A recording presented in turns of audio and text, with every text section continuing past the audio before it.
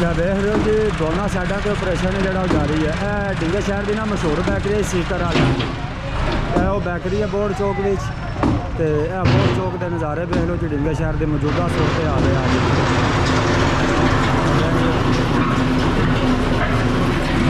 दोनों साइडों तो जोड़ा ऑपरेशन जारी है। दोनों साइडों तो जी है ना दुकाना वो कराइया जा रही हैं।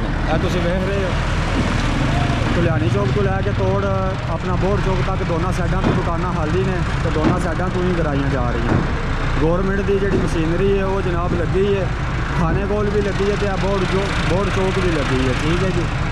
तो बरमार ऑपरेशन है ना जोड़ा वो बिल्कुल तेज़ी नाल जा रही है। ठीक है जी। तो मेरी 2-4 बंदियां नाल गल हुई वो कह रहे हैं कि मेन बाज़ार है ना जोड़ा रेलवे स्टेशन जा रहा है उधर भी ऑपरेशन होगा। तो उस तो बाद अपना जोड़ा मुगवाल वाला रोड है उधर भी ऑपरेशन होगा। बाकी अगू आवन वाला वक्त है जोड़ा दसे दा अल्लाह की ज़ात बेहतर जानती है।